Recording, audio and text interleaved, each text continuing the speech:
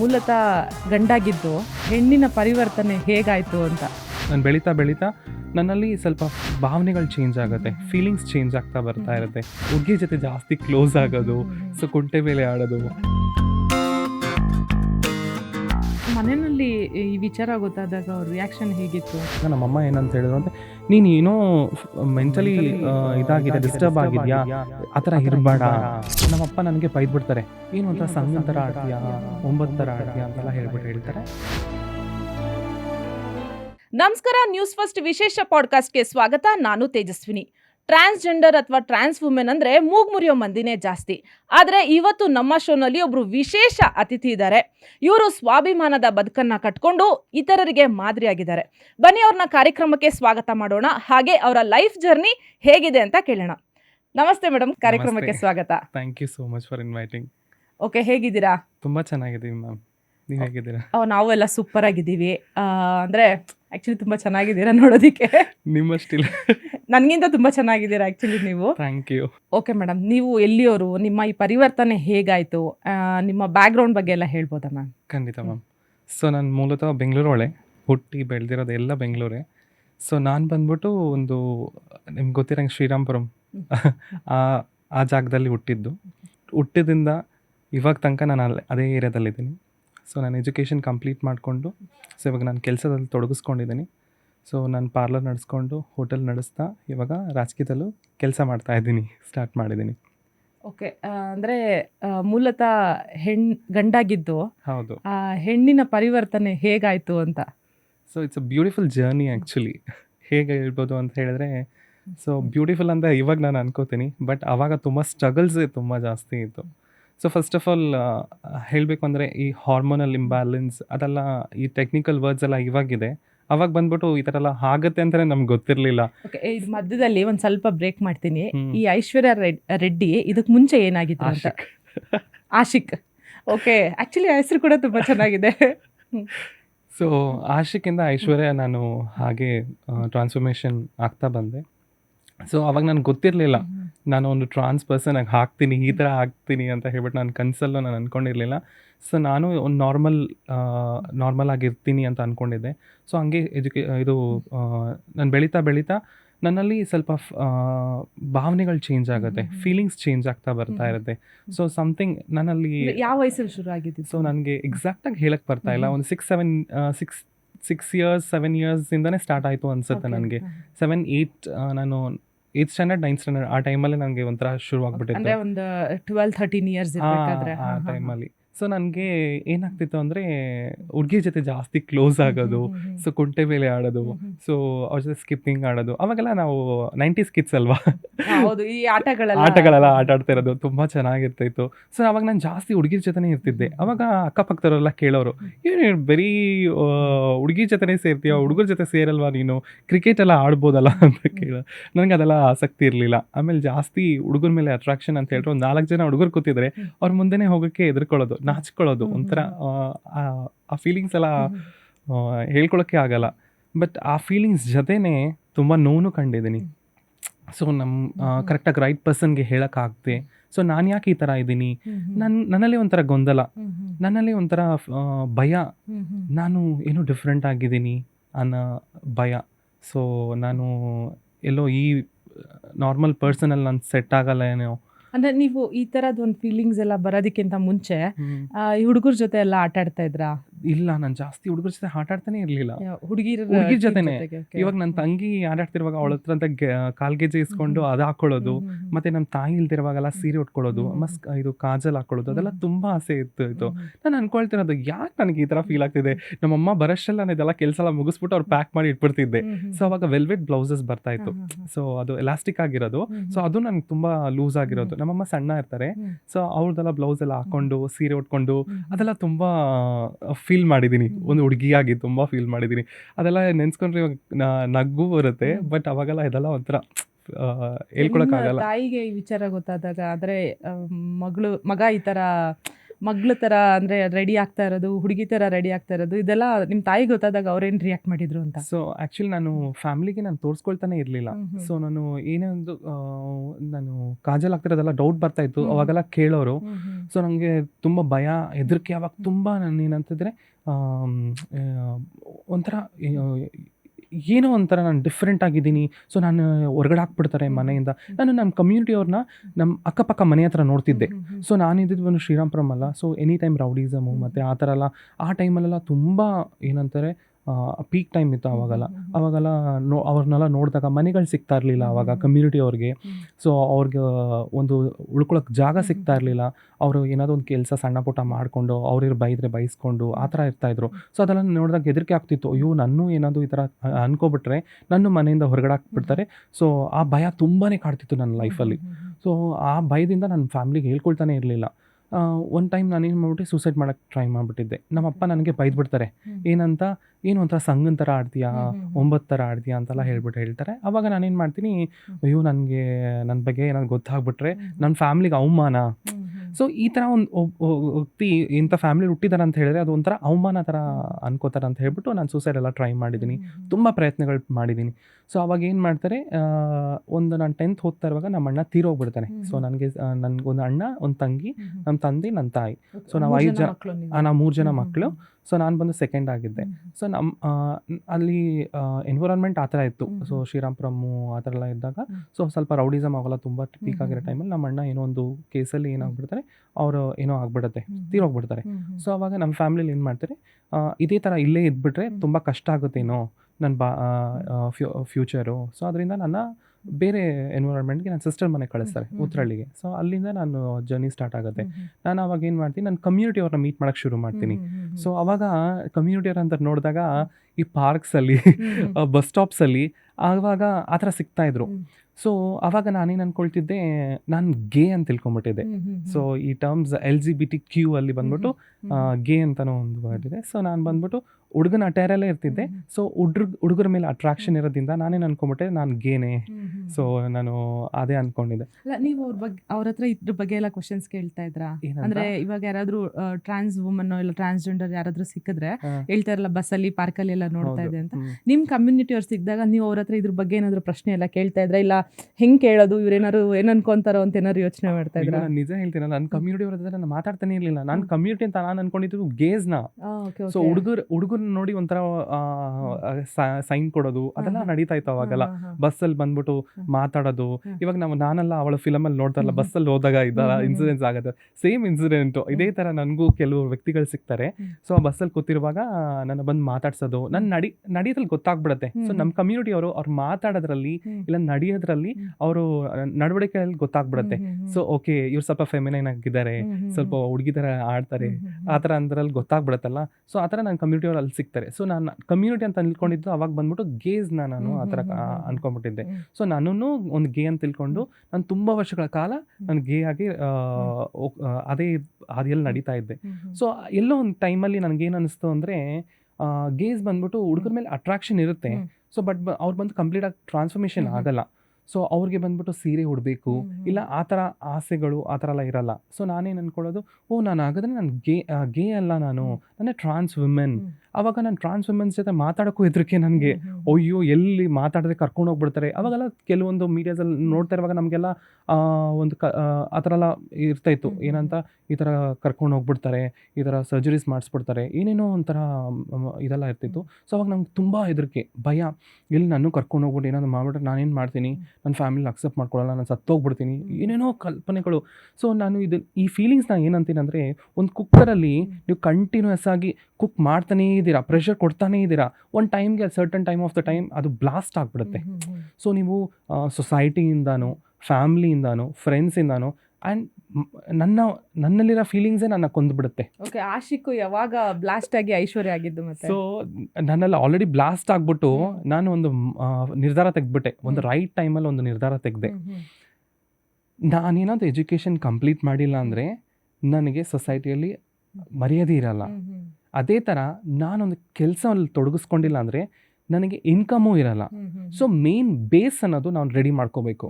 So ನಾನು ಸೊಸೈಟಿನ face ಮಾಡಬೇಕು ಅಂತ ಹೇಳಿದ್ರೆ, ಸೊ ನಾನು ಎಜುಕೇಷನ್ ಕಂಪ್ಲೀಟ್ ಮಾಡಬೇಕು, ನಾನು ಇದು ಫೈನಾನ್ಷಿಯಲಾಗಿ ಫಿಟ್ ಆಗಿರಬೇಕು ಅಂತ ಹೇಳ್ಬಿಟ್ಟು ನಾನೇನು ಮಾಡ್ತೀನಿ, ಎಜುಕೇಷನ್ ಕಂಪ್ಲೀಟ್ ಮಾಡೋ ತನಕ ನಾನು ಕಾಯ್ತೀನಿ. ಸೊ ನಾನು ನನ್ನ ಕಮ್ಯುನಿಟಿ ಜೊತೆನೂ ಇಂಟ್ರಾಕ್ಟ್ ಮಾಡ್ತಾ ಇರ್ತೀನಿ. ಅವ್ರ ಜೊತೆ ಇವಾಗ ಬೆಳಗ್ಗೆಯಿಂದ ಸಂಜೆ ತನಕ ಆಶಿಕ್ ಆಗಿರ್ತಿದ್ದೆ, ಅಲ್ಲಿ ಹೋಗಿದ ತಕ್ಷಣ ಐಶ್ವರ್ಯ ಆಗ್ಬಿಡ್ತಿದ್ದೆ. ಸೊ ಕಂಪ್ಲೀಟ್ ಆಗಿ ಡ್ರೆಸ್ ಚೇಂಜ್ ಮಾಡ್ಕೊಳ್ಳೋದು, ಅಲ್ಲಿ ಎಂಜಾಯ್ ಮಾಡೋದು. ಸೊ ಇದೆಲ್ಲ ನಾನು ಮಾಡೋಕ್ಕೆ ನಾನು ಇಲ್ಲಿಂದ ಸಿನಿಮಾದಲ್ಲಿ ನಾನು ಆ್ಯಕ್ಚುಲಿ ನನ್ನ ಲೈಫಲ್ಲಿ ಅದೇ ಥರನೇ ಆಗಿತ್ತು. ಇದೆಲ್ಲ ನೆನ್ಸ್ಕೊಂಡ್ರೆ ನನಗೆಲ್ಲೋ ಒಂದು ಕಡೆ ಆ ಫಿಲಮ್ ಥರನೇ ಅನಿಸುತ್ತೆ. ಸೊ ಆ ಥರ ನಾನು ಇಲ್ಲಿಂದ ನಾನು ಈ ಥರ ಇದ್ದೀನಿ ಅಂತ ಗೊತ್ತಾಗ್ಬಿಡುತ್ತೆ ಅಂತ ಹೇಳ್ಬಿಟ್ಟು ಇಲ್ಲಿಂದ ಗೋವಾಗೆ ಹೋಗಿ ಡ್ರೆಸ್ ಚೇಂಜ್ ಮಾಡ್ಕೊಂಡು ಕ್ರಾಸ್ ಡ್ರೆಸ್ಸಿಂಗ್ ಮಾಡೋದು. ಸೊ ಕೇರಳಾಗೆ ಹೋಗೋದು, ಆ ಥರ ಇಲ್ಲಿಂದ ಒಂದೇ ಕಾರ್ ತೊಗೊಳೋದು, ಇಲ್ಲಿಂದ ಡ್ರೈವ್ ಮಾಡ್ಕೊಳ್ಳೋದು, ಇಲ್ಲಿಂದ ಹೋಗೋದು, ಇಲ್ಲಿಂದ ನೈಟ್ ಹೊರಟ್ರೆ ಬೆಳಗ್ಗೆ ಅಲ್ಲಿ ರೀಚ್ ಆಗೋದು, ಅಲ್ಲೆಲ್ಲ ಸ್ಯಾರಿ ಎಲ್ಲ ಹಾಕ್ಕೊಂಡು ನ್ಯೂ ಇಯರ್ ಎಲ್ಲ ಬಂದರೆ ಆ ಥರ ಎಲ್ಲ ಎಂಜಾಯ್ ಮಾಡ್ಕೊಂಡು ಬೆಂಗಳೂರಿಗೆ ಬರುವಾಗ ಒಂದು ಹುಡುಗನಾಗಿ ಬಂದ್ಬಿಡೋದು. ಇದೆಲ್ಲ ಯಾವ ಏಜಲ್ಲಿ ಮಾಡ್ತಾ ಇದ್ದಿದ್ದು? ನನಗೆ ಅದೇ ಇವಾಗ ನನ್ನ ಎಜುಕೇಷನ್ ಇವಾಗ 10th 11th ಆ ಥರ ಫಸ್ಟ್ PU ಆ ಟೈಮಲ್ಲೆಲ್ಲ ನಾನು ಸ್ಟಾರ್ಟ್ ಮಾಡಿಬಿಡ್ತೇನೆ. ಕಮ್ಯುನಿಟಿ ಜೊತೆ ಮಿಂಗಲ್ ಆಗ್ತಾನೆ ಹಂಗೆ ಸ್ಟಾರ್ಟ್ ಮಾಡಿಕೊಂಡು ಎಂಜಾಯ್ ಮಾಡ್ತಾನೆ ಬರ್ತಿದ್ದೆ. ಸೊ ಫ್ರೆಂಡ್ಸ್ ಎಲ್ಲ ಸಿಕ್ತಾಗ ಹಂಗೆ ಆಗುತ್ತಲ್ವಾ. ಸೊ ನನಗೆ ಒಂದು ನನ್ನ ಕಾಲೇಜು ಅದೆಲ್ಲ ಜಾಸ್ತಿ ಇದ್ದೇ ಇರಲಿಲ್ಲ. ನನಗೆ ನನ್ನ ಕಮ್ಯುನಿಟಿನೇ ಮೇನು.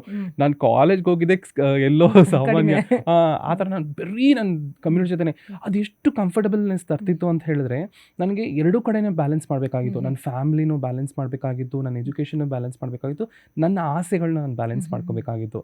ಇದೇ ಕನ್ಸಲ್ಲಿ ನಾನು ಬರ್ತಾ ಇದ್ದೆ. ಸೊ ನನಗೆ ಕೆಲವೊಬ್ಬರು ಫ್ರೆಂಡ್ಸ್ ಸಿಗ್ತಾರೆ. ಸೊ ನನ್ನ ಕಮ್ಯುನಿಟಿಯಿಂದಾನೆ. ಸೊ ಕೆಲವೊಬ್ಬರು ವ್ಯಕ್ತಿಗಳಿದ್ದಾರೆ ನನ್ನ ಕಮ್ಯುನಿಟಿಯಲ್ಲಿ, ತುಂಬ ಇವಾಗ ದೊಡ್ಡ ಮಟ್ಟದಲ್ಲಿ ಬೆಳೆದಿದ್ದಾರೆ. ಅಂಥ ಫ್ರೆಂಡ್ಸ್ ನಂಗೆ ಸಿಕ್ಕಿದಾಗ ಅವ್ರು ಏನಂತಾರೆ ಅಂದರೆ, ಸೊ ನೀನೊಂದು ಕೌನ್ಸಿಲಿಂಗ್ ತಗೋ, so go to a counsellor, means ಏನಂತಾರೆ ಸೈಕ್ಯಾಟ್ರಿಸ್ಟ್ ಹತ್ರ ಹೋದಾಗ ನೀನು ಏನಂತ ಅವ್ರಿಗೆ ಅರ್ಥ ಮಾಡಿಸ್ತಾರೆ. ಸೊ ಆ ಥರ ನಾನು ಹೋದಾಗ ನಾನು 3 ಸೈಕ್ಯಾಟ್ರಿಸ್ಟ್ ಹತ್ರ ಹೋಗ್ತೀನಿ. ಸೊ ನಾನು ಹಾರ್ಮೋನ್ಸ್ ಎಲ್ಲ ಸ್ಟಾರ್ಟ್ ಮಾಡೋಕ್ಕೆ ಮುಂಚೆ ಸೊ ನಾನೆಲ್ಲ ಪ್ಲಾನ್ ಮಾಡ್ಕೊಂಡಿದ್ದೆ. ನನ್ನ ತಂಗಿ ಮದುವೆ ಆಗೋ ತನಕ ನಾನು ಯಾವುದೋ ಟ್ರಾನ್ಸ್ಫಾರ್ಮೇಷನ್ ಮಾಡ್ಕೋಬಾರ್ದು. ಸೊ ನಾನು ಎಜುಕೇಷನ್ ಕಂಪ್ಲೀಟ್ ಮಾಡಬೇಕು, ನಾನು ಇದು ಫೈನಾನ್ಷಿಯಲಾಗಿ ಫಿಟ್ ಆಗಬೇಕು ಅಂತ ಇಷ್ಟೊಂದು ಗುರಿನೇ ಇಟ್ಕೊಂಡು ನಾನು ಮುಂದೆ ನುಗ್ತಾ ಇದ್ದೆ. ನಾನು ಒಂದೊಂದಾಗಿ ಕೆಲಸ ಮಾಡ್ಕೊಳ್ತಾ ಬರ್ತಾ ಇದ್ದೆ. ಎಜುಕೇಷನ್ ಕಂಪ್ಲೀಟ್ ಮಾಡಿದ ತಕ್ಷಣ ಕೆಲಸ ಸ್ಟಾರ್ಟ್ ಮಾಡ್ಕೊಂಡಿದ್ದೆ. ಕೆಲಸ ಸ್ಟಾರ್ಟ್ ಮಾಡಿದ ತಕ್ಷಣ ನನ್ನ ತಂಗಿ ಮದುವೆ ಮಾಡಿಸ್ಕೊಂಡೆ. ನನ್ನ ತಂಗಿ ಮದುವೆ ಮಾಡಿಸಿದ ತಕ್ಷಣ ನಾನು ಟ್ರಾನ್ಸ್ಫಾರ್ಮೇಷನ್ ಹೋಗ್ಬಿಟ್ಟೆ. ಓಕೆ, ಮನೆಯಲ್ಲಿ ಈ ವಿಚಾರ ಗೊತ್ತಾದಾಗ ಅವ್ರ ರಿಯಾಕ್ಷನ್ ಹೇಗಿತ್ತು? ನಾನು ನಮ್ಮ ಮಮ್ಮಿಗೆ ನಾನು ಹೇಳ್ತಾ ಬರ್ತಿದ್ದೆ, ನನ್ನಲ್ಲಿ ಏನೋ ಒಂಥರ ಫೀಲಿಂಗ್ಸ್ ಇದೆ, ನಾನು ಹೇಳ್ಕೊಳ್ತಾ ಬರ್ತಾ ಇರಲಿಲ್ಲ. ನಾನು ಆ ಫೀಲಿಂಗ್ಸ್ನ ನಾನು ಇವತ್ತು ನಾನು ಹೇಳಲೇಬೇಕು, ನಾನು ಚೇಂಜ್ ಆಗ್ತಿದ್ದೀನಿ ಅಂತೆಲ್ಲ ಹೇಳ್ತಾ ಬರ್ತಾ ಇರುವಾಗ ನಮ್ಮಮ್ಮ ಏನಂತ ಹೇಳಿದ್ರು ಅಂತ, ನೀನು ಏನೋ ಮೆಂಟಲಿ ಇದಾಗಿದೆ, ಡಿಸ್ಟರ್ಬ್ ಆಗಿದೆಯಾ, ಆ ಥರ ಇರಬೇಡ, ಯು ಬಿ ವೆರಿ ಬೋಲ್ಡ್ ಆಗಿರು, ಈ ಥರ ಎಲ್ಲ ಅನ್ಕೋಬೇಡ. ನನಗೆ ತುಂಬ ಒಂಥರ ಇನ್ಸೆಕ್ಯೂರ್ ಫೀಲಿಂಗ್, ಏನೋ ಒಂಥರ ನನ್ನಲ್ಲಿರೋ ಹೆಣ್ಣು ನನಗೆ ನೀನು ಯಾವಾಗ ಹೊರಗಡೆ ತರ್ತೀಯ ಅಂತ ಹೇಳ್ಬಿಟ್ಟು ಆ ಭಯ. ನೀವು ಒಂದು ಕೆಲಸದಲ್ಲಿ ತೊಡಗಿಸ್ಕೊಂಡು ನೀವು ರೈಟ್ ಕೆಲಸದಲ್ಲಿ ಇದ್ದು ಎಲ್ಲ ಮಾಡ್ಕೊಳಕ್ಕೆ ಹೋದ್ರೆ ನೀವು ಕರೆಕ್ಟಾಗಿ ಓಡ್ತಾರೆ ಕುದುರೆಗೆ ಯಾವತ್ತಿದ್ರೂ ವ್ಯಾಲ್ಯೂ.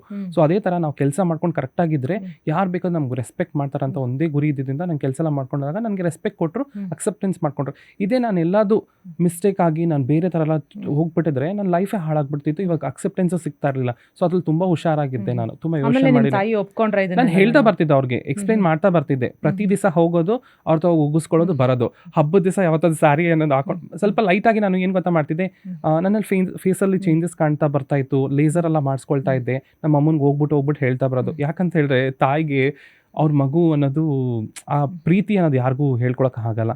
ಅದೇ ಥರ ಏನು ಗೊತ್ತಾ, ನಿಮ್ಮ ತಾಯಿ ಅರ್ಥ ಮಾಡ್ಕೊಳ್ಳೋಷ್ಟು ಬೇರೆ ಯಾರೂ ಅರ್ಥ ಮಾಡ್ಕೊಳ್ಳಲ್ಲ. ನನ್ನ ತಾಯಿಗೆ ನಾನು ವಿಷ ಕೊಡಂಗೆ ಇದು. ಸೊ ವಿಷ ನಾನು ಒಟ್ಟಿಗೆ ಕೊಟ್ಬಿಟ್ಟು ನಮ್ಮ ತಾಯಿ ಸತ್ತೋಗ್ಬಿಡ್ತಾರೆ. ಸೊ ನಾನು ಇದನ್ನ ಸ್ವಲ್ಪ ಹೇಳ್ತಾ ಬರ್ದೆ, ಹಂತವಾಗಿ ಹೇಳ್ತಾ ಬರ್ತಾ ಇದ್ದೆ. ಸೊ ಅವ್ರಿಗೆ ಅರ್ಥ ಮಾಡಿಸ್ತಾ ಇದ್ದೆ ನಮ್ಮ ತಾಯಿಗೆ, ನನ್ನಲ್ಲಿರೋ ಪ್ರಾಬ್ಲಮ್ಸು, ನನ್ನಲ್ಲಿರೋ ಫೀಲಿಂಗ್ಸ್ನ. ನಮ್ಮ ರೈಟ್ ಪರ್ಸನ್ ಯಾರು? ನಮ್ಮ ಹೆತ್ತ ತಂದೆ ತಾಯಿ. ಸೊ ನಮ್ಮ ಪ್ಯಾರೆಂಟ್ಸ್ ಹತ್ರ ಹೇಳ್ಕೊಬೇಕು ಅಂತ ಹೇಳ್ಬಿಟ್ಟು ನಾನು ಫಸ್ಟ್ ಅವ್ರ ಹತ್ರ ಶೇರ್ ಮಾಡ್ಕೊಳ್ತಾ ಬರ್ತಾ ಇದ್ದೆ. ಸೊ ಬಟ್ ನಮ್ಮ ತಂದೆ ಅಕ್ಸೆಪ್ಟ್ ಮಾಡ್ಕೊಳ್ತಾನೆ ಇರಲಿಲ್ಲ ಬಿಡಿ. ಸೊ ಅವ್ರಿಗೇನಂದ್ರೆ ಇದು ಏನಂತಾರೆ ಸೊಸೈಟಿ, ಆಮೇಲೆ ಅವ್ರ ಗೌರವ, ಆಮೇಲೆ ಒಬ್ರು ಮಗನ್ ಆಲ್ರೆಡಿ ಕಳ್ಕೊಂಡಿದ್ರು. ನಿಜ, ಇದನ್ನ ಹೇಳಿದ್ರಲ್ಲ. ಸೊ ನಮ್ಮ ಆಲ್ರೆಡಿ ಒಂದು ಮಗನ್ ಕಳ್ಕೊಂಡ್ಬಿಟ್ಟಿದ್ವಿ, ಇವನು ಹಿಂಗೆ ಆಗ್ಬಿಟ್ರೆ ಎಲ್ಲಪ್ಪ ಅಂತ ಫ್ಯಾಮಿಲಿ ಅಷ್ಟೇ, ನಮ್ಮ ಅಷ್ಟೇ ವಂಶನೇ ಇದಾಗೋಗೋಯ್ತಲ್ಲ ಅಂತೆಲ್ಲ ತುಂಬ ಯೋಚನೆ ಮಾಡಿದ್ದಾರೆ. ನನಗೆ ತುಂಬ ಟ್ರೈ ಮಾಡಿ ಕನ್ವಿನ್ಸ್ ಮಾಡಿದ್ರು. ಬಟ್ ನನ್ನ ಕೈಲಿ ಕನ್ವಿನ್ಸ್ ಆಗೋಕ್ಕೆ ಚಾನ್ಸಸ್ಸೇ ಇರಲಿಲ್ಲ. ನಾನು ಆಲ್ರೆಡಿ ಇದಾಗ್ಬಿಟ್ಟಿದ್ದೆ ನಾನು. ಸೊ ನಾನು ಒಂದು ನಿರ್ಧಾರ ತಗೊಂಡು ನಮ್ಮ ಪ್ಯಾರೆಂಟ್ಸ್ಗೆ ಹೇಳ್ತಾ ಬರ್ತಿದ್ದೆ. ನಮ್ಮ ಮಮ್ಮಿನೂ ಅಷ್ಟೇ, ಏನೋ ಮಾಡ್ತಿದ್ಯಾ ಕಣೋ, ನೀನೇನೋ ಮಾಡ್ಕೊ, ಇವಾಗಲೂ ನಾವು ಹೋಗೋ ಬಾರೋ ಅಂತಾರೆ. ಅದೆಲ್ಲ ನಾನು ಇವಾಗಲೂ ಹೇಳ್ತೀನಿ, I mean 200% hmm. 100% women 100% men. So ಆ ಥರ ಒಂದು ಕಂಪ್ಲೀಟ್ ಎರಡಾಗಿದ್ದೀನಿ ನಾನು.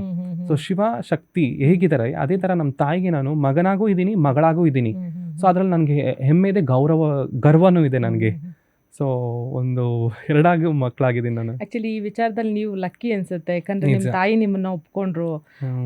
ಬಟ್ ಇದು ಎಲ್ರಿಗೂ ಈ ಒಂದು ಅವಕಾಶ ಸಿಗೋದಿಲ್ಲ. ಸೊ ನೀವು ನೋಡಿದ ಮಟ್ಟಿಗೆ ಹ್ಮ್. ಈ ಬೆಂಗಳೂರಿನಲ್ಲಿರುವಂತ ಇತರೆ ಟ್ರಾನ್ಸ್ಜೆಂಡರ್ಸ್ ಜೀವನ ಯಾವ ರೀತಿ ಇದೆ ಅಂತ? ಸೊ ನಾನು ಏನು ಹೇಳಕ್ಕೆ ಇಷ್ಟಪಡ್ತೀನಿ ಅಂದರೆ, ಸೊ ಕಮ್ಯುನಿಟಿ ಅಂತ ಬಂದಾಗ ನಾನು ನೋಡೋದು ನನ್ನ ಕಡೆಯಿಂದ, ನನ್ನ ವೈಯಕ್ತಿಕವಾಗಿ ನಾನು ಹೇಳ್ತಾ ಇರೋದು. ಸೊ ಟ್ರಾನ್ಸ್ ಕಲ್ಚರ್ ಅಂತ ಇದೆ, ಆಮೇಲೆ ಇಜ್ರಾ ಕಲ್ಚರ್ ಅಂತ ಇದೆ.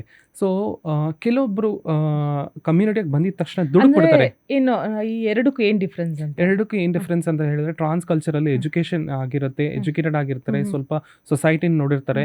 ಸೊ ಅವರು ಸ್ವಲ್ಪ ಟ್ರಾನ್ಸ್ಫಾರ್ಮೇಷನಲ್ಲಿ ಇದ್ರೂ ಕೂಡ ಯಾರನ್ನೂ ಕೇರ್ ಮಾಡ್ಕೊಳ್ಳಲ್ಲ. ಅವರು ಬೋಲ್ಡಾಗಿ ನಡೀತಾರೆ, ಬೋಲ್ಡಾಗಿ ಮಾತಾಡ್ತಾರೆ, ಅವ್ರ ಫೀಲಿಂಗ್ಸ್ನ ಬೇರೆಯವ್ರ ಹತ್ರ ಶೇರ್ ಮಾಡ್ಕೊತಾರೆ. ಬಟ್ ಇಜ್ರಾ ಕಲ್ಚರಲ್ಲಿ ಹೇಗೆ ಬರುತ್ತೆ ಅಂತ ಹೇಳಿದ್ರೆ, ಸೊ ನನಗೆ ಏನೋ ಒಂದು ಹಾರ್ಮೋನಲ್ ಪ್ರಾಬ್ಲಮ್ ಇಲ್ಲ, ಏನೋ ಒಂದು ಫೀಲಿಂಗ್ಸ್ ನಾನು ಇದು ನನ್ನಲ್ಲಿ ಏನೋ ಇದೆ ಅಂತ ಹೇಳಿದ್ರೆ, ನಮ್ಮ ಕಮ್ಯುನಿಟಿ ನಾನು ಕಾಂಟ್ಯಾಕ್ಟ್ ಮಾಡ್ತೀನಿ, ನಮ್ಮ ಕಮ್ಯುನಿಟಿ ಜೊತೆ ಹೋಗಿ ಮಿಂಗಲ್ ಆಗಿಬಿಡ್ತೀನಿ. ನೆಕ್ಸ್ಟ್ ಬಂದ್ಬಿಟ್ಟು ನನ್ನ ಭಿಕ್ಷಾಟನೆಗೆ ಹೋಗ್ತಾರೆ ಕೆಲವೊಂದು, ಬಿಕಾಸ್ ಯಾಕಂದರೆ ಬೇರೆ ಅವಕಾಶ ಇಲ್ವಲ್ಲ. ಸೊ ಆ ಥರ ಹೋಗ್ಬಿಡ್ತಾರೆ.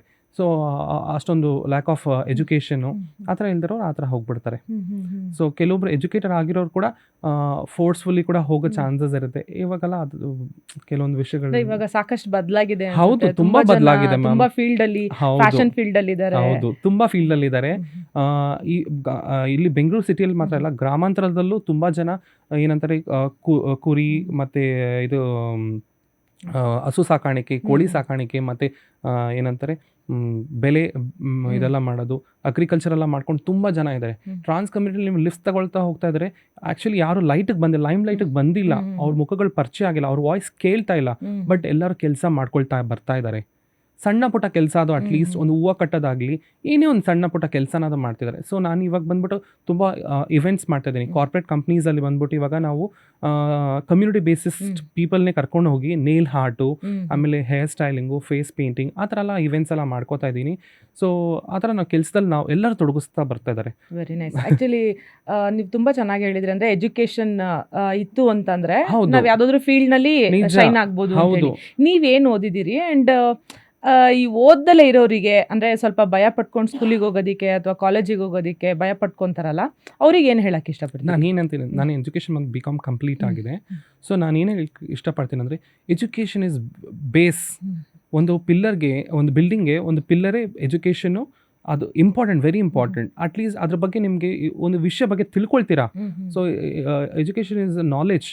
ಸೊ ಕೆಲವೊಂದು ವಿಷಯಗಳ ಬಗ್ಗೆ ನಿಮ್ಗೆ ಗೊತ್ತಾಗುತ್ತೆ. ಇವಾಗ ನೋಡಿ, ನನಗೆ ಎಜುಕೇಷನ್ ಇತ್ತು, ಸೊ ನಾನು ಏನು ಮಾಡಬೇಕು, ನಾನು ಗೇ ಆಗಿದ್ಬಿಟ್ಟಿದ್ರೆ ಬೇರೆ ಇದಕ್ಕೆ ಹೋಗ್ಬಿಡ್ತಿದ್ದೆ. ಸೊ ನನಗೆ ಒಂದು ಕ್ಲಾರಿಟಿ ತೊಗೋಬೇಕು ಅಂದ್ಬಿಟ್ಟು ಎಂಟ್ರೋಕ್ರಾಲಜಿಸ್ಟ್ ಹತ್ರ ಹೋಗಿ ನಾನು ಏನು ಅಂತ ಒಂದು ಕ್ಲಾರಿಟಿ ತೊಗೊಂಡು, ಆಮೇಲೆ ನನ್ನ ಸರ್ಜರೀಸ್ಗೆ ಹೋದೆ, ನನ್ನ ಫ್ಯಾಮಿಲಿ ಅಕ್ಸೆಪ್ಟೆನ್ಸ್ ತೊಗೊಂಡೆ. ಸೊ ಅದೆಲ್ಲ ಬೇಕು ನಮಗೆ. ಸೊ ಅದಕ್ಕೆ education is very important. So ನನ್ನ ಕಮ್ಯುನಿಟಿಗೆ ನಾನು ಏನು ಹೇಳ್ತೀನಿ, ಎಜುಕೇಷನ್ ಅಂತ ಬಂದಾಗ ನಮ್ಮ ಕಮ್ಯುನಿಟಿಯಲ್ಲಿ ಎಲ್ಲರೂ ಡ್ರಾಪ್ಔಟ್ಸೇ ಇರೋದು. ತುಂಬ ಜನ 5th ಅಲ್ಲಿ 6th ಅಲ್ಲಿ 10th ಕಂಪ್ಲೀಟೇ ಆಗಲ್ಲ. ಸೊ ಅಂಥ ವ್ಯಕ್ತಿಗಳಿಗೆ ನಾನು ಏನಂತೀನಿ, ಎಜುಕೇಷನ್ ಕಂಪ್ಲೀಟ್ ಮಾಡ್ಕೊಳ್ಳಿ. ಸೊ ನೀವು ನಿಮ್ಮ ಲೈಫಲ್ಲಿ ನೀವು ಶೈನ್ ಆಗ್ತೀರಾ ಖಂಡಿತ. ನನ್ನಂತರ ಥರ ಇವತ್ತು ನೀವು ನೆಕ್ಸ್ಟ್ ಬಂದು ಇದೇ ಜಾಗದಲ್ಲಿ ಬಂದು ಕೂತ್ಕೊಂಡು ನೀವು ಬೇರೆಯವ್ರಿಗೆ ಮಾದರಿ ಆಗಿರ್ಬೋದು. ಆಕ್ಚುಲಿ ನಿಮ್ ಬಗ್ಗೆ ತುಂಬಾ ಖುಷಿ ಅನ್ನಿಸ್ತಾ ಇದೆ. ಅಂದ್ರೆ ನೀವು ಸಲೂನ್ ನಡೆಸ್ತೀರಿ, ಮತ್ತೆ ಹೋಟೆಲ್ ಎಲ್ಲ ನಡೆಸ್ತಾ ಇದ್ರಿ ಅಂತ ಹೇಳಿದ್ರಿ. ಬಟ್ ಕೆಲವು ಟ್ರಾನ್ಸ್ಜೆಂಡರ್ಸ್ ಏನ್ ಮಾಡ್ತಾರೆ, ಯಾವ್ದಾದ್ರು ಗೃಹ ಪ್ರವೇಶ ನಡೀತಾ ಇದ್ರೆ ಅಥವಾ ಯಾವ್ದಾದ್ರು ಪ್ರೋಗ್ರಾಮ್ ಎಲ್ಲ ನಡೀತಾ ಇದ್ರೆ ಅಲ್ಲಿ ಹೋಗಿ ಅಂದ್ರೆ ದುಡ್ಡು ಕೇಳ್ತಾರಲ್ಲ, ಅದು ಸ್ವಲ್ಪ ಒಂದು ರಫ್ ವೇನಲ್ಲಿ ಇರುತ್ತೆ. ಅಂದ್ರೆ ಓನರಿಗೂ ಸ್ವಲ್ಪ ಮುಜುಗರ ತರಿಸೋದು ಅಥವಾ ಇವ್ರು ಹೋಗಿ ಅಲ್ಲಿ ಗಲಾಟೆ ಮಾಡೋದು, ಈ ಥರದ್ದೆಲ್ಲ ಮಾಡ್ತಾ ಇರ್ತಾರೆ. ಅಂಥವ್ರಿಗೆ ನೀವೇನು ಹೇಳಕ್ಕೆ ಇಷ್ಟಪಡ್ತೀರಿ? ಅಂದರೆ ಈಗ ಎಜುಕೇಷನ್ ತೊಗೊಂಡ್ರೆ ನೀವೇ ಹೇಳ್ತಾ ಇದ್ರಿ ಸಾಕಷ್ಟು ಫೀಲ್ಡಲ್ಲಿ ಆಪರ್ಚುನಿಟೀಸ್ ಇದೆ ಅಂತ. ಅಂಥ ಸಮಯದಲ್ಲಿ ಇವ್ರು ಈ ಥರ ಮಾಡೋದು ಎಷ್ಟು ಮಟ್ಟಿಗೆ ಸರಿ ಅನ್ಸುತ್ತೆ? ಮ್ಯಾಮ್, ಇದು ಎರಡು ಸೈಡಲ್ಲಿ ನೋಡ್ಬೋದು. ನಾನು 2 ಸ್ಟ್ಯಾಂಡ್ ತಗೊಳ್ತಿಲ್ಲ, ನಾನು 2 ಸೈಡ್ನ ನೋಡ್ತಾ ಇದ್ದೀನಿ. ಕಾಯಿನ್ಗೆ 2 ಸೈಡ್ ಹೇಗಿದೆಯೋ ಅದೇ ಥರ ನೋಡ್ತಾ ಇದ್ದೀನಿ.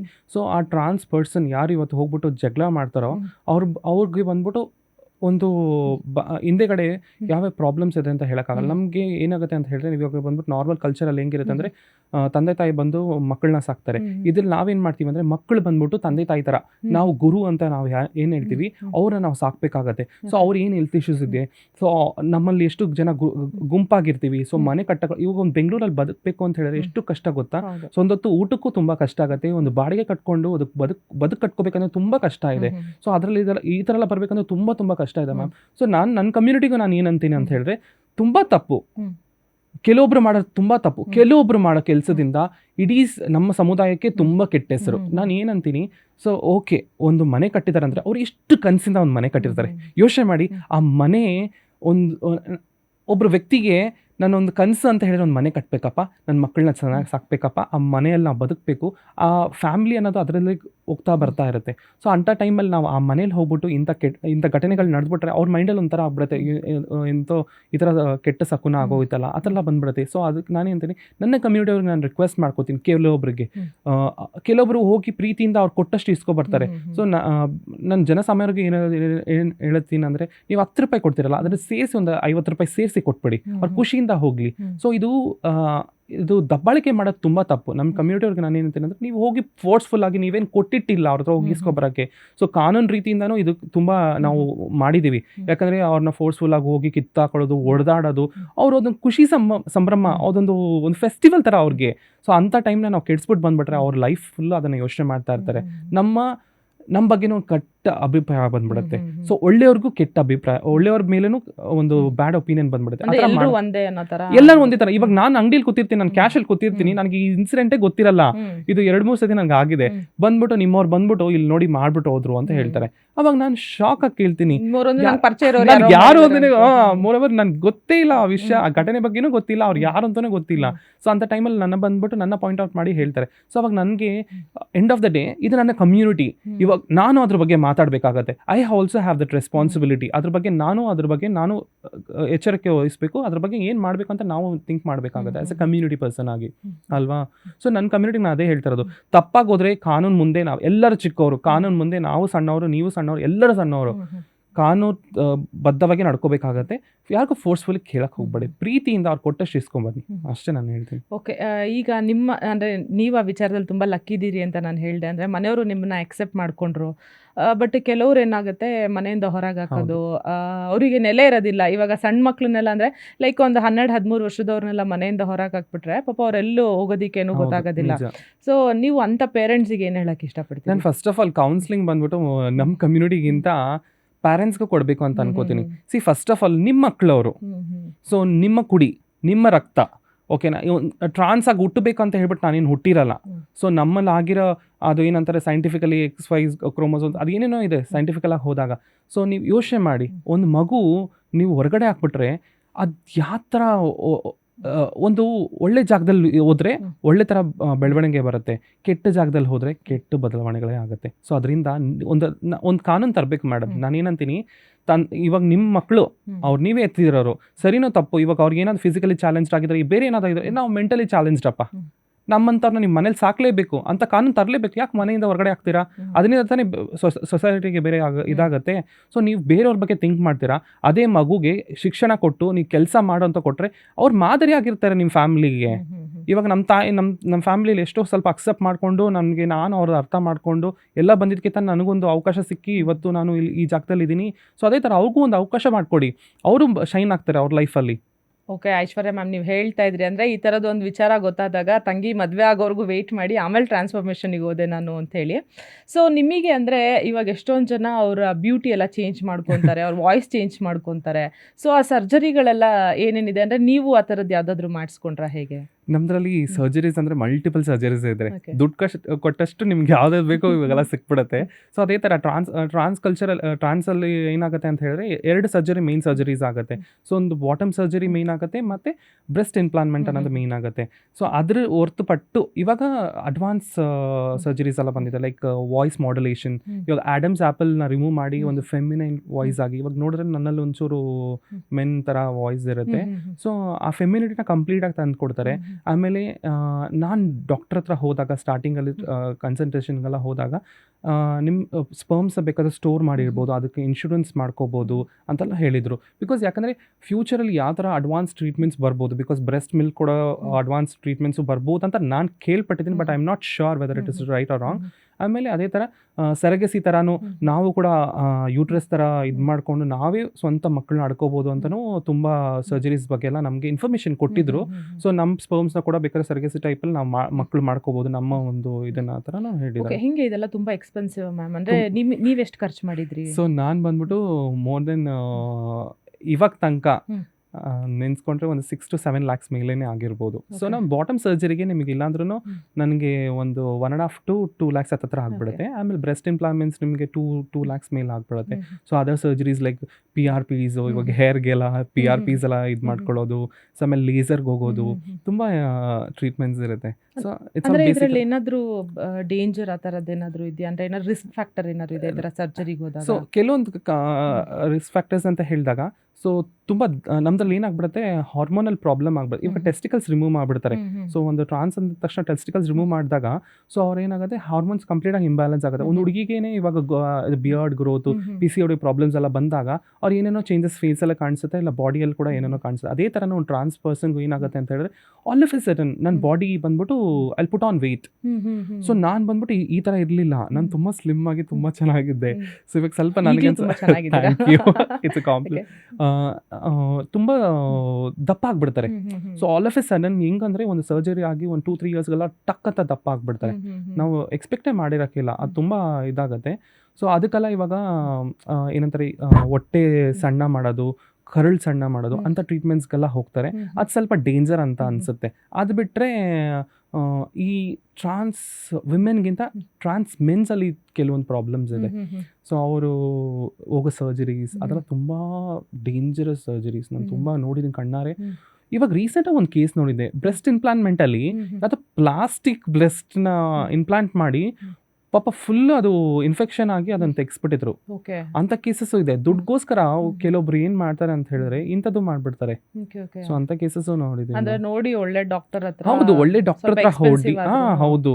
ಸೊ ಇದು ಬಂದ್ಬಿಟ್ಟು ಬಾಡಿಯಲ್ಲಿ, ಸೊ ಟ್ರಾನ್ಸ್ ಅಂದ ತಕ್ಷಣ ಅವ್ರು ಏನಂತ ಹೇಳ್ಬಿಡ್ತಾರೆ, ಇವ್ರಿಗೆ ಏನು ಹೈಜೆನಿಕ್ ಆಗಿಲ್ಲ ಅಂದ್ರೂ ಪರವಾಗಿಲ್ಲ, ಎಲ್ಲಾದ್ರೂ ಹೋಗ್ಬಿಟ್ಟು ನೀವು ನೋಡಿರ್ತಾರಲ್ಲ ಫಿಲಮ್ಸ್ ಅಲ್ಲಿ ಕಟ್ ಮಾಡಿ ಎಲ್ಲೋ ಒಂದ್ ಕಡೆ ಮಲಗಿಸ್ಬಿಟ್ಟಿರ್ತಾರೆ, ಅದರೆಲ್ಲ ಮಾಡ್ತಾರೆ. ಸೊ ಅದಕ್ಕಿಂತ ಬೆಸ್ಟು ಅವ್ರು ತುಂಬ ಸೂಕ್ಷ್ಮವಾಗಿ ನೋಡ್ಕೋಬೇಕು. ಇವಾಗ ನಾನು ಬಾಟಮ್ ಸರ್ಜರಿ ಮಾಡ್ಕೋತೀನಿ ಅಂದರೆ ಅದೆಷ್ಟು ದೊಡ್ಡ ಇದಿರುತ್ತೆ ಹೇಳಿ, ತುಂಬ ಲೈಫೇ ರಿಸ್ಕಿಂಗ್. Okay okay okay. ಈ ಮೆಡಿಸಿನ್ಸ್ ಎಲ್ಲ ಹೆಂಗೆ ಅಂದರೆ, ನೀವು ಇವಾಗ ಆ ಥರದ್ದೆಲ್ಲ ಸರ್ಜರಿ ಮಾಡಿಸ್ಕೊಂಡ್ರೆ ಲೈಫ್ ಲಾಂಗ್ ಮೆಡಿಸಿನ್ಸ್ ತೊಗೊಬೇಕಾ, ಅಥವಾ ಸರ್ಟನ್ ಪೀರಿಯಡಿಗೆ ಅಂತ ಎಷ್ಟೇ ಏನಾದರೂ ಇರುತ್ತಾ? ಸೊ ನಾನು ಸರ್ಜರಿ ಬಾಟಮ್ ಸರ್ಜರಿ ಮಾಡಿಸಿದಾಗ ಒಂದು 3 months to 4 months ತನಕ ಇದರಲ್ಲಿ ಮೆಡಿಟೇಷನಲ್ಲಿ ಇರಬೇಕಾಗುತ್ತೆ. ಅದು ಬಿಟ್ಟರೆ ಬೇರೆ ಏನೂ ಇಲ್ಲ. ಕೆಲವೊಬ್ರು ಕಂಟಿನ್ಯೂ ಮಾಡ್ತಾರೆ, ಬಿಕಾಸ್ ಯಾಕಂದರೆ ಹಾರ್ಮೋನಲ್ ಟ್ಯಾಬ್ಲೆಟ್ಸು ತುಂಬ ಜನ ಇಂಜೆಕ್ಷನ್ಸು, ಆಮೇಲೆ ಕೆಲವೊಂದು ಬ್ಯೂಟಿ ಇದು ವೈಟ್ನಿಂಗ್ ಇದನ್ನು ಹೇಳಬೇಕು ಅಂತ ಇದ್ದೆ. ಡೇಂಜರಸ್ ಅಲ್ಲಿ ಹೇಳಬೇಕು ಅಂದರೆ ಈ ವೈಟ್ನಿಂಗ್ ಅಂತ ಹೇಳೋ ತುಂಬ ಜನ ಮಾಡ್ಕೋತಾರೆ, ಎಂಟರ್ ಬಾಡಿ ವೈಟ್ನಿಂಗ್ ಅಂತ ಹೇಳ್ಬಿಟ್ಟು, ಸ್ಕಿನ್ ಕಲರ್ ಚೇಂಜ್ ಮಾಡ್ಕೊಳ್ಳೋಕ್ಕೆ. ಆ ಥರನೂ ತುಂಬ ಹೋಗ್ಬಿಟ್ಟು ಲೋಕಲಲ್ಲಿ ಇದು ಮಾಡಿಕೊಂಡು ಏನೇನೋ ತಗೊಂಡು ತುಂಬ ಜನ ಆ ಥರನೂ ಆಗಿದ್ದಾರೆ. ಸೊ ಆ ಥರದೆಲ್ಲ ತುಂಬ ಕೇರ್ಫುಲ್ ಆಗಿರಬೇಕು ನಮ್ಮ ಕಮ್ಯುನಿಟಿಯಲ್ಲಿ ಅಂತ ನಾನು ಹೇಳ್ತೀನಿ. Okay ma'am. ಈಗ ನಿಮಗೆ ಇವಾಗ ಗೌರ್ಮೆಂಟಿಂದ ನಿಮ್ಮ ಕಮ್ಯುನಿಟಿಗೆ ಏನೆಲ್ಲ ಸೌಲಭ್ಯ ಇದೆ, ಬಟ್ ನೀವು ಗೌರ್ಮೆಂಟಿಂದ ಇವಾಗ ಸದ್ಯ ಇನ್ನೂ ಏನು ಎಕ್ಸ್ಪೆಕ್ಟ್ ಮಾಡ್ತಾ ಇದ್ದೀರಾ? ಅಂದರೆ ಇನ್ನೂ ಈ ಥರದೊಂದು ಸೌಲಭ್ಯ ಇದ್ದರೆ ಇನ್ನೂ ಚೆನ್ನಾಗಿರುತ್ತೆ, ನಮ್ಮ ಕಮ್ಯುನಿಟಿ ಇನ್ನೂ ಚೆನ್ನಾಗಿ ಬೆಳೆಯುತ್ತೆ ಅಂತ ನಿಮಗೆ ಅನ್ಸುತ್ತೆ? ಸೊ ನಾನು ಏನಂತೀನಿ ಅಂದರೆ, ಫಸ್ಟ್ ಆಫ್ ಆಲ್ ಗೌರ್ಮೆಂಟಿಂದ ತುಂಬ ಸೌಲಭ್ಯಗಳಿದೆ, ಬಟ್ ಅದು ಗೊತ್ತಾಗಿಲ್ಲ ಜನಕ್ಕೆ ಅಷ್ಟೇ. ನಾನೇನಂತೀನಿ, ಸೊ 1% ಮೀಸಲಾತಿ ಇಟ್ಟಿದ್ದಾರೆ ಸೊ ಟ್ರಾನ್ಸ್ ಕಮ್ಯುನಿಟಿಗೆ. ಸೊ ನಮ್ಮ WDCಯಲ್ಲಿ ವುಮೆನ್ ಆ್ಯಂಡ್ ಚೈಲ್ಡ್ ಡಿಪಾರ್ಟ್ಮೆಂಟಿಂದ ತುಂಬ ಇವಾಗ ಏನಂತಾರೆ, ಗೃಹಲಕ್ಷ್ಮಿ, ತುಂಬ ಸೌಲಭ್ಯಗಳು ಏನೇನು ಹೆಣ್ಮಕ್ಳಿಗೆ ಸಿಕ್ತೋ ಅಂಥ ಸೌಲಭ್ಯಗಳು ನಮಗೂ ಸಿಗುತ್ತೆ, ಪಿಂಚನ್ ಸಿಗುತ್ತೆ, ಅಂಥದ್ದೆಲ್ಲ ಸೌಲಭ್ಯಗಳು ಗೌರ್ಮೆಂಟಿಂದ ನಮಗೆ ಮಾಡಿಕೊಟ್ಟಿದ್ದಾರೆ. ಸೊ ನಾನು ಇನ್ನೊಂದು ಏನು ರಿಕ್ವೆಸ್ಟ್ ಮಾಡ್ಕೋತೀನಿ ಅಂತ ಹೇಳಿದ್ರೆ, ನಾವು ಆ್ಯಕ್ಚುಲಿ ಶೆಲ್ಟರ್ ಹೌಸ್ ಅಂತ ಹೇಳ್ಬಿಟ್ಟು ಪೆನ್ಷನ್ ಸಿಗುತ್ತಾ? ಪೆನ್ಷನ್ ಸಿಗುತ್ತೆ. ಸೊ ಶೆಲ್ಟರ್ ಹೌಸ್ ಅನ್ನೋದು ಒಂದು ಮಾಡ್ಕೊಡ್ಬೇಕಾಗತ್ತೆ. ಬಿಕಾಸ್ ಯಾಕಂದರೆ ಮನೆಯಿಂದ ಹೊರಗೆ ಹಾಕಿದ ತಕ್ಷಣ ಒಂದು ಮಗು ಎಲ್ಲೋಗುತ್ತೆ ಅಂತ ಗೊತ್ತಾಗಲ್ಲ. ಸೊ ಅವರು ಇವಾಗ ಆಟೋಮೆಟಿಕ್ ಕಮ್ಯುನಿಟಿಗೆ ಜಾಯ್ನ್ ಆಗ್ಬಿಡ್ತಾರೆ, ಆ ಥರ ಆಗ್ಬಿಡ್ತಾರೆ. ಅದಕ್ಕಿಂತ ಬೆಸ್ಟು ಒಂದು ಶೆಲ್ಟರ್ ಹೌಸ್ ಥರ ಮಾಡಿಬಿಟ್ರೆ ಸೊ ಎಜುಕೇಷನ್ ಅಲ್ಲಿ ಸಿಗ್ಬೋದು ಅಂತ.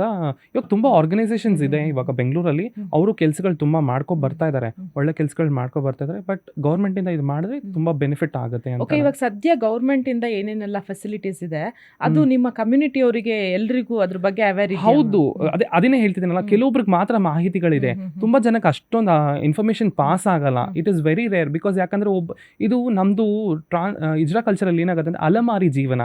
ಸೊ ನಾನು ಇವತ್ತು ನಿಮ್ಮ ಜೊತೆ ಇರ್ತೀನಿ, ನಾಳೆ ಬೇರೆ ಕಡೆ ಹೋಗ್ಬಿಡ್ತೀನಿ.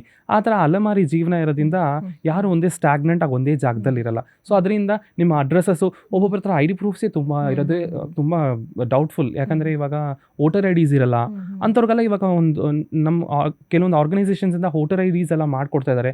ಏನೇನು ಸೌಲಭ್ಯಗಳು ಬೇಕೋ ಅದನ್ನೆಲ್ಲ ಟ್ರೈ ಮಾಡಿ ಮಾಡ್ಕೊಡ್ತಾ ಇದೀವಿ ಅವ್ರಿಗೂ. ಓಕೆ ಮ್ಯಾಮ್, ಈ ಕಮ್ಯುನಿಟಿಗೋಸ್ಕರ ನೀವು ಸಾಕಷ್ಟು ಹೋರಾಡ್ತಿದ್ದೀರಿ, ಎಂಪವರ್ಮೆಂಟ್ ಆಗಬೇಕು ಅಂತ ಹೇಳ್ತಾ ಇದ್ದೀರಿ. ಸೊ ನೀವು ಇಷ್ಟು ದಿನದ ಜರ್ನಿಯಲ್ಲಿ ಒಂದಷ್ಟು ಇನ್ಸಿಡೆಂಟ್ಗಳನ್ನ ನೋಡಿರ್ತೀರಿ. ಕೆಲವರು ತುಂಬ ಚೆನ್ನಾಗಾಗಿರ್ತಾರೆ, ಅಂದರೆ ಇವಾಗ ಹುಡುಗ ಇದ್ದವರು ನೆಕ್ಸ್ಟ್ ಅದೊಂದು ಆ ಫೆಮಿನೈನ್ ಬಂದು ಹುಡುಗಿಯಾಗಿ ಬದಲಾಗಿ ತುಂಬ ಚೆನ್ನಾಗಿ ಅವ್ರ ಜೀವನನ ರೂಪಿಸ್ಕೊಂಡಿರೋದು ನೋಡಿರ್ತೀರಿ. ಕೆಲವ್ರದ್ದು ತುಂಬ ಕರುಣಾಜನಕ ಸ್ಟೋರಿಗಳಿರ್ತವೆ. ಆ ಥರದ್ದು ಯಾವುದಾದ್ರೂ ಶೇರ್ ಮಾಡ್ಕೊಬೋದಾ ನಮ್ಮ ಹತ್ರ? ನನ್ನ ಓನ್ ಡಾಟರ್, ನಮ್ದು ಆ್ಯಕ್ಚುಲಿ ಏನಂತ ಹೇಳಿದ್ರೆ, ನಾನು ಹೇಳ್ದಂಗೆ ನಮ್ಮದು ಕಲ್ಚರಲ್ಲಿ ಬಂದ್ಬಿಟ್ಟು ಗುರು ಶಿಷ್ಯ ಪರಂಪರೆ ಥರ ಬರುತ್ತೆ. ಸೊ ಇಜ್ರಾ ಕಲ್ಚರ್ ಬಂದ್ಬಿಟ್ಟು ಗುರು ಶಿಷ್ಯ ಪರಂಪರೆ ಥರ. ಸೊ ನಾವು ಒಬ್ಬರು ಮಕ್ಕಳ ಥರ ಅಡಾಪ್ಟ್ ಮಾಡ್ಕೋತೀವಿ, ನಮ್ಮ ಚೇಲ ಅಂತ ನಾವು ಮಾಡ್ಕೋತೀವಿ. ಸೊ ನಾನು ಒಬ್ಬಳನ್ನ ಅಡಾಪ್ಟ್ ಮಾಡ್ಕೋತೀನಿ. ಅವಳು ಬಂದ್ಬಿಟ್ಟು she is completed education, double degree ಮಾಡಿದ್ದಾಳೆ, BCom ಕಂಪ್ಲೀಟ್ ಮಾಡಿ CA ಎಲ್ಲ ಮಾಡಿದ್ದಾಳೆ. ಸೊ ಅವ್ರಿಗೆ ಏನಾಗುತ್ತೆ ಅಂತ ಹೇಳಿದ್ರೆ ಅವ್ರಿಗೊಂದು ಹೆಲ್ತ್ ಇಶ್ಯೂಸ್ ಆಗ್ಬಿಡುತ್ತೆ. ಸೊ ಈಗ ಫಿಟ್ಸು ಆ ಥರ ಎಲ್ಲ ಪ್ರಾಬ್ಲಮ್ ಬರುತ್ತೆ. ಅವ್ರ ಮನೆಯಿಂದನೇ ಕಂಪ್ಲೀಟಾಗಿ ಹೊರಗಡೆ ಬಿಸಾಕ್ಬಿಡ್ತಾರೆ ಅವ್ರನ್ನ. ಸೊ ಅವ್ರಿಗೆ ಉಳ್ಕೊಳಕ್ಕೆ ಜಾಗನೇ ಇರಲ್ಲ. ಆ್ಯಂಡ್ ಮೋರ್ ಓವರ್ ಅವ್ರಿಗೆ ಊಟಕ್ಕೂ ತುಂಬ ಪರದಾಡಿ, ಆಮೇಲೆ ನಾವು ಹೋಗಿ ಅವ್ರನ್ನ ಸೇಫ್ ಗಾರ್ಡ್ ಮಾಡ್ಕೊಂಡ್ಬಂದು ನಾವು ಅವ್ರಿಗೆ ಶೆಲ್ಟರ್ ಎಲ್ಲ ಕೊಟ್ಟು, ಆಮೇಲೆ ಇವಾಗ end of the day they are going to ಭಿಕ್ಷಾಟನೆ ಓನ್ಲಿ. ಸೊ ಅವ್ರಿಗೆ ಬೇರೆ ಏನೋ ಆಪ್ಷನ್ ಕೊಡೋಕ್ಕಾಗಿಲ್ಲ. ಆ್ಯಕ್ಚುಲಿ ನಾನು ಹೇಳ್ತೇನಲ್ಲ, ಕೆಲಸ ಓದಿ ಹೌದು. ನಾನು ಇನ್ನೊಂದು ಮಾತು ಹೇಳ್ತೀನಿ, ಇಲ್ಲಿ ಕೆಲವೊಬ್ರು ಬಂದ್ಬಿಟ್ಟು ನಾವು ಕೆಲಸ ಕೊಡ್ತೀವಿ, ಕೆಲಸ ಮಾಡಿ ಅಂತ ಹೇಳ್ತಾರೆ. ಎಂಡ್ ಆಫ್ ದ ಡೇ ಅಲ್ಲಿ ಏನಾಗುತ್ತೆ ಅಂತ ಹೇಳಿದ್ರೆ, ನಿಮ್ಮ ಕ್ವಾಲಿಫಿಕೇಶನ್ ಅವ್ರು ನೀವೇನು ಮಾಡ್ಕೊಂಡಿದೆಯೋ ಅದನ್ನ ನೋಡಿ ಯಾರು ನಿಮ್ಮ ಕೆಲಸ ಕೊಡಲ್ಲ. ಸೊ ನಿಮಗೆ ಕೆಲಸ ಕೊಡಬೇಕು ಒಂದು ಹೆಸರಿಗೋಸ್ಕರ. ಓಕೆ, ನೀವು ಒಂದು ಹೌಸ್ ಕೀಪಿಂಗು ಏನೋ ಒಂದು ಆ ಥರ ಕೆಲಸಗಳು ಕೊಟ್ಬಿಡ್ತಾರೆ. ಅದು ಎಷ್ಟು ಮಟ್ಟಕ್ಕೆ ಸರಿ ಅನ್ಸ್ತೀನಿ? ಎಜುಕೇಶನ್ ಬೇಸ್ಡಲ್ಲಿ ನೀವು ಕೊಡಿ ಕೆಲಸನ. ನಾವು ಕೇಳ್ತಿರೋದು ಅದನ್ನೇ ತಾನೇ. ನೀವು ಇದು ಕಾಮನ್ ಪರ್ಸನ್ ಆಗಿದ್ರೆ ನೀವೇನು ಮಾಡ್ತಿದ್ರಿ, ಅವ್ರಿಗೆ ಎಜುಕೇಷನ್ ನೋಡಿ ಅವ್ರಿಗೇನು ಕ್ವಾಲಿಫಿಕೇಶನ್ ಇದೆ ಅದನ್ನ ನೋಡಿ ತಾನೇ ನೀವು ಕೆಲಸ ಕೊಡ್ತೀರಾ. ಒಂದು ಟ್ರಾನ್ಸ್ ಪರ್ಸನ್ ಅಂದ ತಕ್ಷಣ ನಾನು ಆ್ಯಕ್ಚುಲಿ ಇದು ಪರ್ಸನಲ್ ಇದಾಗಿ ನಾನು ಹೇಳ್ತೀನಿ, ನನಗೆ ಒಂದು ಆಪರ್ಚುನಿಟಿ ಬಂದಿತ್ತು, ಜಾಬ್ ಆಪರ್ಚುನಿಟಿ ಇದೆ, ನೀವು ಬರೋಕ್ಕಾಗತ್ತಾ ಅಂತ ಹೇಳ್ಬಿಟ್ಟು ನಾನು ರೆಸ್ಯೂಮ್ ಎಲ್ಲ ಸೆಂಡ್ ಮಾಡಿದ್ದೀನಿ. ಆಮೇಲೆ ನೋಡಿದ್ರೆ ಹೌಸ್ ಕೀಪಿಂಗ್ ಕೆಲಸ ನೀವು ಮಾಡೋಕ್ಕಾಗತ್ತಾ ಅಂತ. ನನಗೆ ಮಾಡೋಕ್ಕೇನು ನನಗೇನು ಅಭ್ಯಂತರ ಇಲ್ಲ. I am capable. ನಾನು ಕೆಲಸ ಅದರಲ್ಲಿ ಯಾವುದ್ರಲ್ಲೂ ಇಂಜರ್ ಇದೆಲ್ಲ ಇಲ್ಲ ಮಾಡೋಲ್ಲ, ಸಣ್ಣದು ಅಲ್ಲ. ಸೊ ನೀವು ನಂದು ಎಜುಕೇಶನ್ ಅದ್ರ ಬಗ್ಗೆ ಏನು ಪ್ರಯೋಜನ ಆಗಾದ್ರೆ? End of the day you are putting me down. ಈ ಥರ ಯಾವ್ದಾದ್ರು ಇನ್ಸ್ಪೈರಿಂಗ್ ಸ್ಟೋರಿ ಇದೆಯಾ ಮ್ಯಾಮ್? ತುಂಬ ಇದೆ ನಮ್ಮ ಕಮ್ಯುನಿಟಿಲಿ. ಹೇಳ್ತೀನಲ್ಲ, ತುಂಬ ಜನ ಮನೆಯಿಂದ ಬಿಟ್ಟು ಬಂದವ್ರಿಗೆ ನಾವು ಎಜುಕೇಷನ್ಗೆಲ್ಲ ಸಪೋರ್ಟ್ ಮಾಡಿ ಅವ್ರಿಗೆ ಕಾಲೇಜ್ಗೆಲ್ಲ ಜಾಯಿನ್ ಮಾಡಿಸೋದು ತುಂಬ ಘಟನೆಗಳಿದೆ. ಹೇಳ್ತಾ ಹೋಗಬೇಕು ಅಂತ ಹೇಳಿದ್ರೆ, ಸೊ ನಾವು ಐ ಥಿಂಕ್ 5 years ಬಿಫೋರ್ ಒಂದು ಘಟನೆ ನಡೆದಿತ್ತು. ಒಂದು ಹುಡುಗ ಬಂದ್ಬಿಟ್ಟು ಒಂದು ಕೇಸ್ ಆಗತ್ತೆ. ಇಲ್ಲ, ಇವರು ಕರ್ಕೊಂಡೋಗಿ ಟ್ರಾನ್ಸ್ಜೆಂಡರ್ಸು ಕೂಡ ಹಾಕೊಂಡ್ಬಿಟ್ಟಿದ್ದಾರೆ, ಹೌಸ್ ಅರೆಸ್ಟ್ ಥರ ಮಾಡ್ಕೊಂಡ್ಬಿಟ್ಟಿದ್ದಾರೆ, ಅವನ್ನ ಹೊರಗಡೆ ಬಿಡ್ತಾ ಇಲ್ಲ ಅಂತ ಹೇಳ್ಬಿಟ್ಟು. ಬಟ್ ಇವಾಗ ನಾನು ನೋಡ್ತೀನಿ, 5 ವರ್ಷ ಆದಮೇಲೆ ನೋಡ್ತೀನಿ, ಅವ್ರು ಕಂಪ್ಲೀಟಾಗಿ ಟ್ರಾನ್ಸ್ಫಾರ್ಮೇಷನ್ ಆಗಿ ಇವತ್ತು ಭಿಕ್ಷಾಟನೆ ಮಾಡ್ತಾ ಇದ್ದಾರೆ. ಸೊ ನಾನು ಅದನ್ನೇ ಹೇಳ್ತೀನಲ್ಲ, ಅದು ಫ್ಯಾಮಿಲಿ ಸಪೋರ್ಟ್ ಅನ್ನೋದು ತುಂಬ ಇಂಪಾರ್ಟೆಂಟ್ ಆಗುತ್ತೆ. ಅವರು ಭಯ ಪಟ್ಕೊಂಡು ಫ್ಯಾಮಿಲಿಯಿಂದ ಹೊರಗಡೆ ಬರೋಕ್ಕಾಗದೆ, ಇಲ್ಲ ಅವ್ರ ಪ್ರಾಬ್ಲಮ್ಸ್ ಹೇಳ್ಕೊಳಕ್ಕಾಗದೆ ತಿರ್ಗಾ ಅವ್ರ ಮನೆಗೆ ಹೋದಂಗೆ ಹೋಗ್ಬಿಡ್ತಾರೆ, ತಿರ್ಗಾ ಕಮ್ಯುನಿಟಿಗೆ ಬಂದು ಜಾಯ್ನ್ ಆಗಿಬಿಡ್ತಾರೆ. ಸೊ ಅದೇ ಥರ ನೋಡೋಕೆ ಹೋಗ್ಬೇಕಂತ ಹೇಳಿದ್ರೆ, ಈ ಸೆಕ್ಸ್ ವರ್ಕಲ್ಲಿ ನಿಂತ್ಕೋತಾರಲ್ಲ ತುಂಬ ಟ್ರಾನ್ಸ್ಜೆಂಡರ್ ಕಮ್ಯುನಿಟಿ ಪೀಪಲ್, ಅವ್ರಿಗೆ ಎಷ್ಟು ಇದಾಗಿದೆ ಗೊತ್ತಾ? ಕುಯ್ಯೋದಾಗಲಿ, ಕಟ್ ಮಾಡೋದಾಗಲಿ, ಇಲ್ಲ ಥ್ರೆಟನ್ ಮಾಡೋದಾಗಲಿ.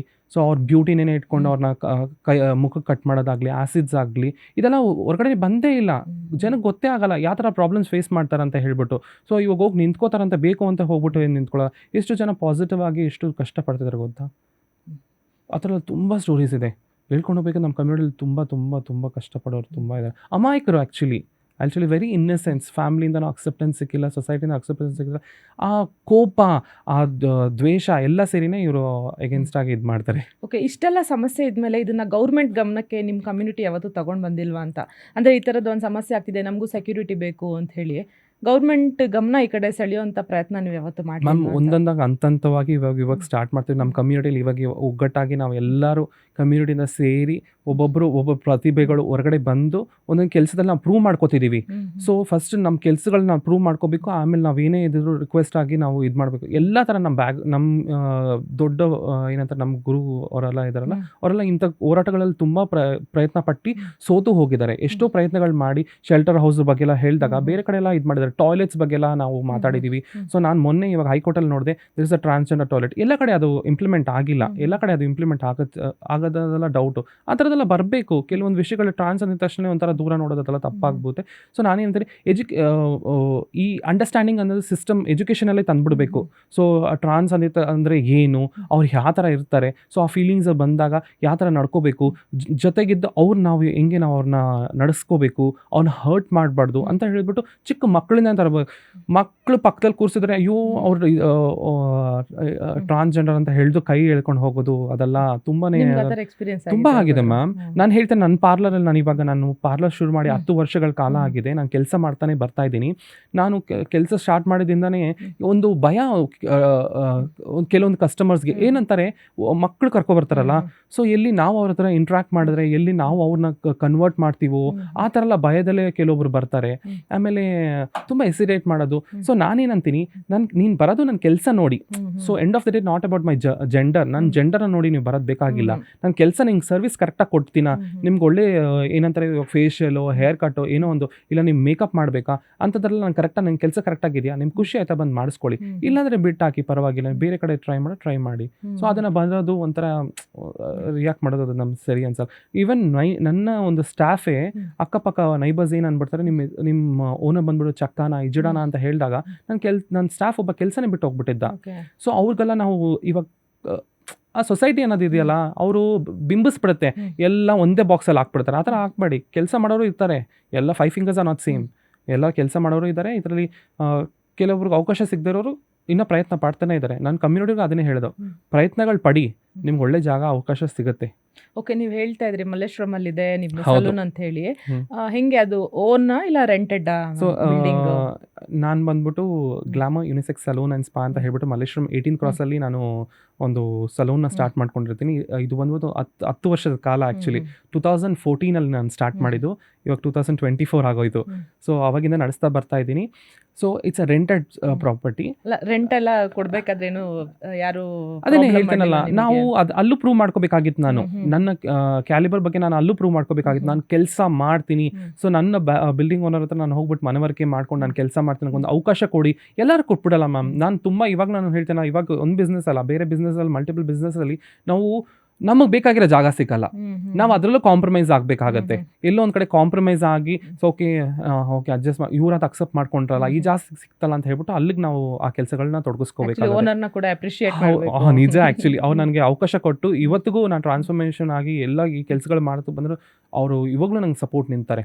ಸೊ ನಾನು ಏನಂತೀನಿ, ಕಮ್ಯುನಿಟಿ ಅವ್ರು ಬೇರೆ ಯಾರು ಕೆಲಸ ಮಾಡ್ಕೋತೀನಿ ಅಂತ ಹೇಳಿದಾಗ ಅವ್ರಿಗೆ ಜಾಗ ಕೊಡಿ, ಅವಕಾಶಗಳು ಕೊಡಿ. ಫಸ್ಟ್ ಎಲ್ಲ ಮನೆ ಕೊಡ್ತಾ ಇರಲಿಲ್ಲ, ಇವಾಗ ಎಷ್ಟೋ ಸೊಸೈಟಿ ಚೇಂಜ್ ಆಗಿದೆ, ಮನೆಗಳು ಕೊಡ್ತಾ ಇದ್ದಾರೆ. ಸ್ವಲ್ಪ ಕೆಲಸ ಮಾಡೋಕ್ಕೂ ಅವಕಾಶ ಮಾಡಿಕೊಟ್ರೆ ಒಳ್ಳೇದು ಅಂತ ನಾನು ಅನ್ಕೋತೀನಿ. ಓಕೆ, ಈಗ ನೀವು ಪಾಲಿಟಿಕ್ಸ್ ಕೂಡ ಬಂದಿದ್ದೀರಿ, ಯೂತ್ ಕಾಂಗ್ರೆಸ್ಸಿಗೆ ಸೇರಿದ್ದೀರಿ. ನಿಮ್ಮ ಗುರಿ ಏನು ಅಂದ್ರೆ ಪಾಲಿಟಿಕ್ಸ್ಗೆ ಬರೋದಕ್ಕೆ ಮೇನ್ ರೀಸನ್ ಏನು ಅಂತ? ಫಸ್ಟ್ ಆಫ್ ಆಲ್ ನಾನು ಏನಂತೀನಿ, ಎಲ್ಲ ಕ್ಯಾಟಗರಿಲೂ ಜನ ಇರಬೇಕಾಗತ್ತೆ.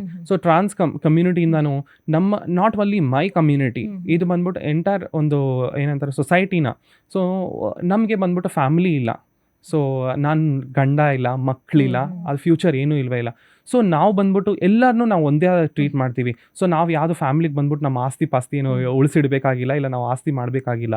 ಸೊ ನಮ್ಮದು ಗುರಿ ಏನು ಗೊತ್ತಾ, ಎಲ್ಲರಿಗೂ ಸೌಲಭ್ಯಗಳು ಸಿಗಬೇಕು, ಎಲ್ಲ ಕೆಲಸಗಳು ನಡಿಬೇಕು, ಯಾರಿಗೂ ಯಾವುದೇ ಥರ ಪ್ರಾಬ್ಲಮ್ಸ್ ಇರಬಾರ್ದು.